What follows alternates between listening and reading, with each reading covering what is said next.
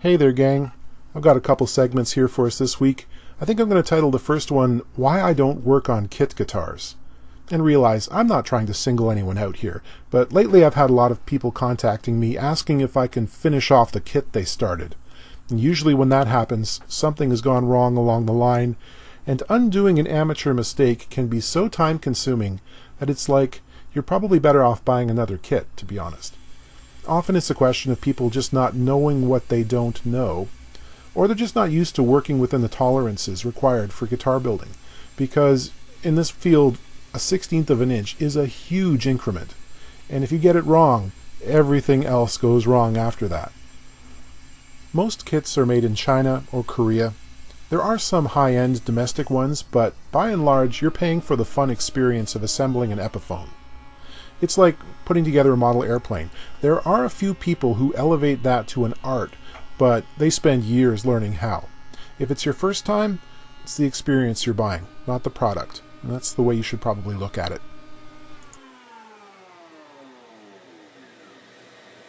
Quick shout out to my 1955 Delta Homecraft table saw, which is still on the original motor and actually still on the original belt, if you can believe it. What I was saying before goes for repairs too. I get a lot of people asking me how to fix their guitar. Enough that I can't answer everyone. I told a fellow a few weeks ago that the question he was asking was akin to calling up an auto mechanic, saying that you tried to adjust the timing on your car's engine, something went wrong, and now you need them to tell you exactly how to change the cylinder head. It's like, where would you begin? How do you ascertain someone's level of skill? You don't want to demoralize someone, but at the same time, I can't take 3 hours to teach you how to do a job that it took me 3 years to get comfortable with. And a lot of this stuff involving a trade or a craft, experience counts. It's a sad fact, but it's true.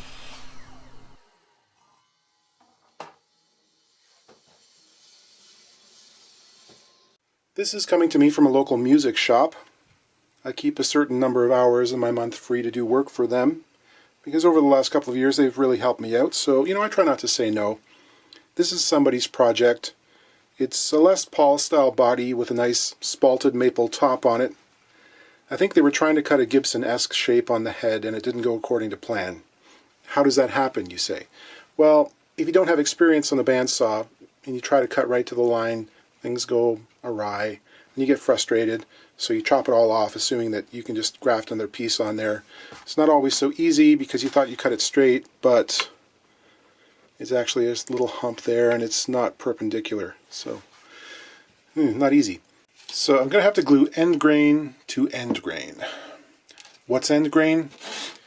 If you think of a tree growing in the forest or along some forlorn highway embankment, the trunk is like a bundle of straws. Nutrients and moisture go up the tree and come back down through these little tubes. If you cut it like firewood, chop it down, you see the end of the log? That's end grain. You can see the annular rings in there. It's difficult to glue this. Imagine spreading glue on this surface. There's a lot of it gets sucked into the straws, and the area of contact is pretty small. So when we try to glue end grain to end grain, it's a pretty weak joint. There's not a whole lot of strength there. They tend to fail pretty readily. They crack apart. There are ways of getting around that. We can span the joint using side grain material like this. Much stronger. Sometimes we'll actually put side grain material inside the joint, in the case of a dowel or a floating tenon or a biscuit joinery. Much stronger. The whole history of woodworking is basically trying to come up with an elegant way to not have to glue end grain to end grain. That's what dovetails are about, mortise and tenons, all the fantastical things the Japanese are capable of. So how are we going to glue two pieces of wood together for a nice strong fit? We could use a scarf joint, which is simply two complementary angles cut into each board. This gets stronger the longer those ramps are. It's quite a bit stronger than a simple butt joint to begin with. We could make a floating tenon, which means we would cut two slots, one into either side of the joint, and a piece of wood that will go in there. Close them up together. Or we can make a standard mortise and tenon. We have the tenon on one side. It's like the tab and the slot the mortise on this side. We could get really fancy, orient them like this, and do a dovetail. In this case, however, we're going to be adding a face veneer on one side, and I thought we could back that up with a complementary plug on the back side of the headstock. Looking at this cut here, I don't think it was made perpendicular to the center line of the headstock. Let's measure and find out. That's about 12.5 millimeters. This is just about 14. So yeah, it's a bit canted. So I'll mark for a cut line, scribe it using a scalpel across the face and on the sides of the headstock. I'm going to use a router to cut this, and the side scribes will prevent tear out. I'll tape and super glue a straight block of plywood to the top to act as a guide, and then it's just a matter of several light passes. You can see I've got it sitting on a sacrificial board as well. This prevents tear out on the back side, and the whole thing is clamped to the edge of the bench. That looks like it'll make a reasonably tight joint. Clamping these two parts together is not the easiest thing in the world unless you make a clamping jig like this. I've got a fence and two wedges which are pushing the graft block on and into the headstock, which has been clamped down to a flat surface.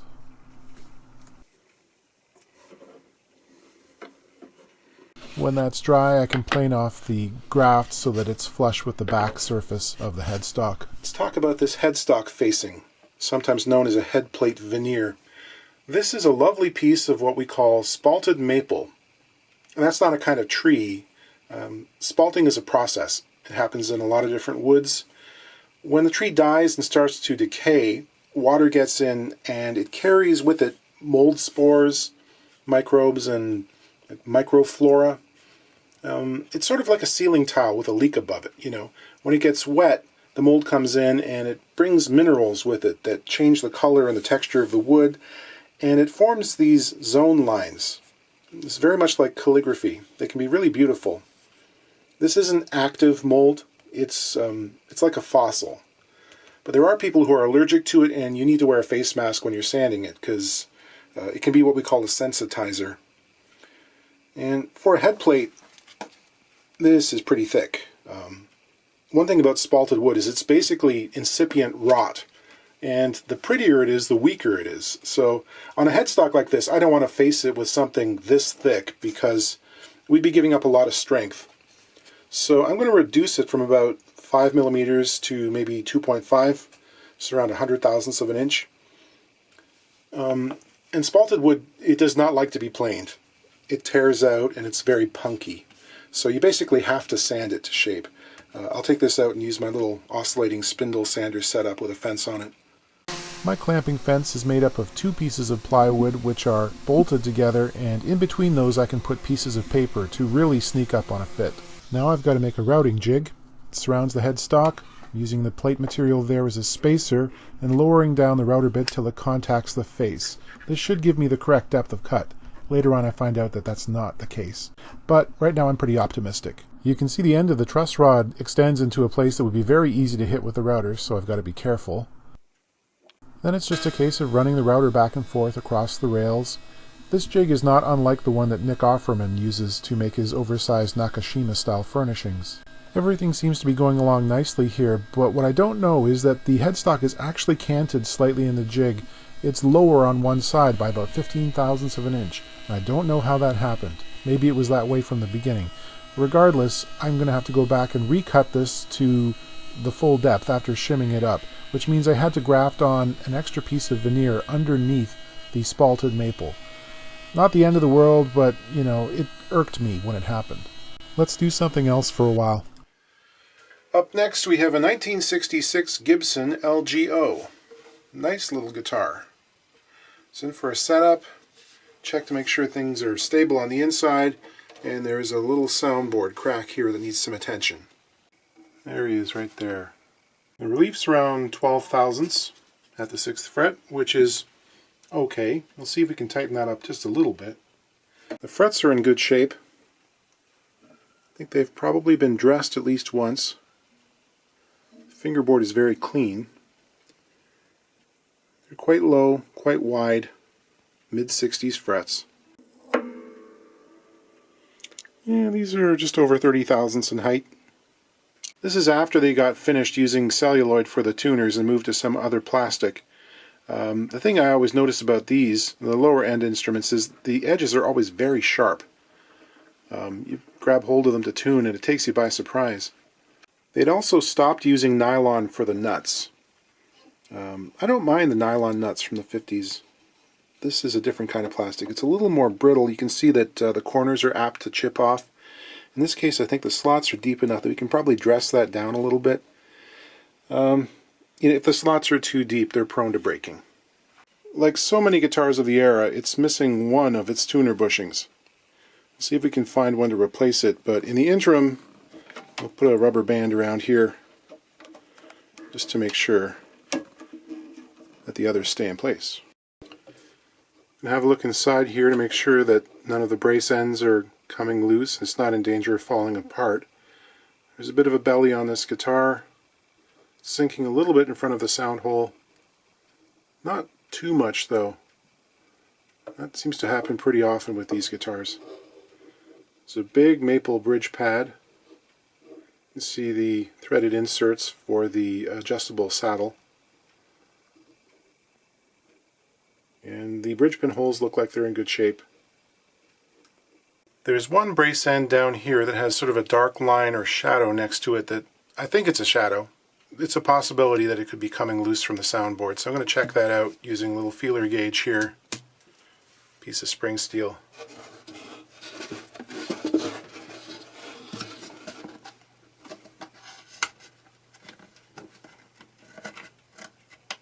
Push along the brace. Oh, that seems to be good and tight.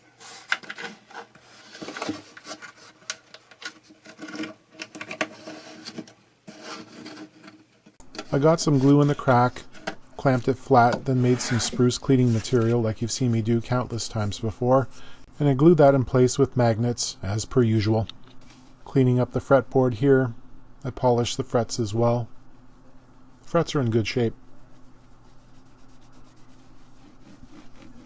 Then I went looking through my box of tuner bushings to see if I could find one that fit, and I wasn't having much luck until, yes, indeed, I do. I have one. It's the correct fit on the shaft, but it's still just a little tiny bit loose in the hole there. It's not bad, but it's not something I would trust either, so I decided to put a couple little dabs of super glue, one on either side. This will hold it in place. It'll still be removable if need be, but it's not going to fall out of its own accord. You need to press it out. Using a draw filing technique here, pushing the file sideways to dress off the excess material, get rid of that fractured section, and reduce the height of the fret slots so that the strings are only about half their diameter under the nut. Then I'll sand and polish it so it's nice and shiny.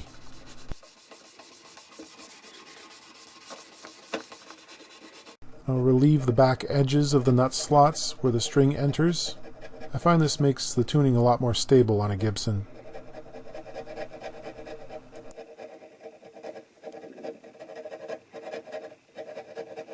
I'll tighten the truss rod, just about 1/8 of a turn. Back to the kit guitar. You can see the end of the fingerboard there around the top edge. That's from the factory. It looks like they cut it off using a chop saw with a pretty dull blade. So I'll just pare back the material around the truss rod. The points on the headstock had been sanded down.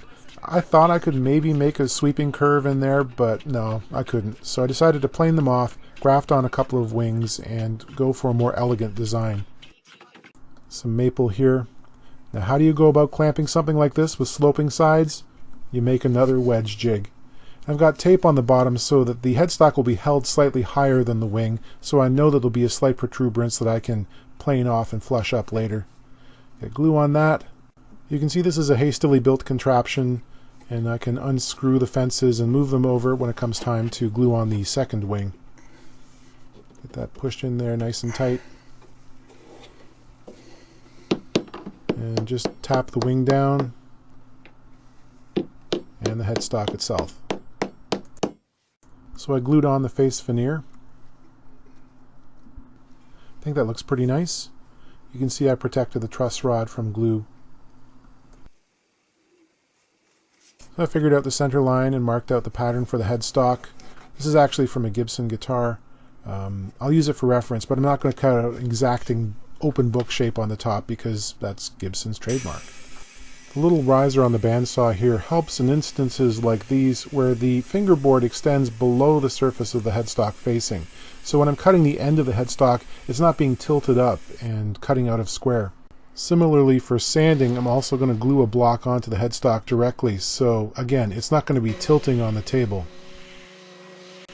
When sanding an inside curve on a drum sander, it's helpful to use the largest diameter drum that you can fit into that curve. You just get a better line with less bumps and dips in it.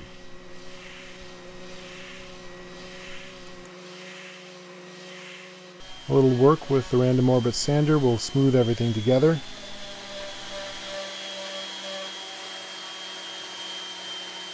Now there's just a little bit of carving to do in the transition area here.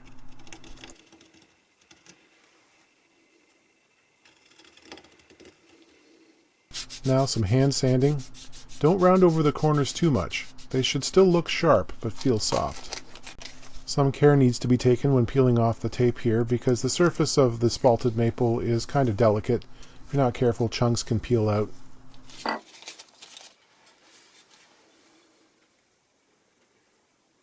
I'll drill through the holes. Again, I've got this on a sacrificial block so that there's not going to be any blowout when the bit exits the wood. I did my best to scrape and sand off as much of that ragged stuff on the end of the board as I could, but there's also this. There's a bit of a drop off. The end of the fingerboard is not square. There's about a 2/1000 of an inch gap there on the treble side, which is disappointing. It makes it hard to fit the nut in there and have it look right. So I'll use a safe edge file to try to clean that up as much as possible. Okay, I think we'll leave it here.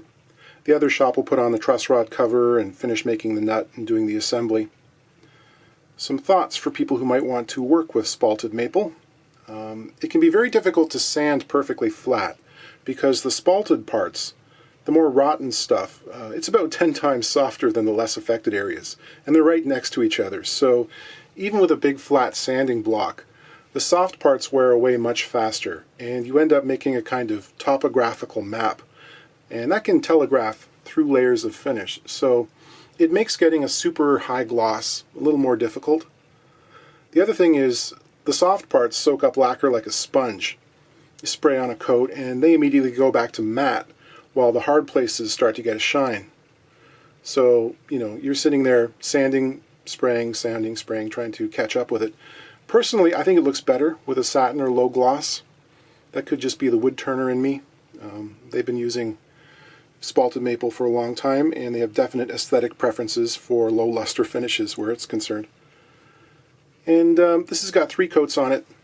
The rest of the neck is very little finish too. It's probably just a sealer. So you can see how 5 seconds worth of inattention can snowball into 4 hours worth of messing around. Generally speaking, it takes a lot longer to repair something than it does to make it. So we'll end off with the Gibson again. A few experimental strums reveal a very sharp burr on that adjustment screw there. You've got to get rid of that before it lacerates someone. We'll knock the corners off. The crack turned out nicely, closed up good and tight. So I'll play this. It's got quite a narrow neck. It's got one of those 60s necks that's too small for my hands, but it sounds nice. It reminds me of something that Lightning Hopkins would have played.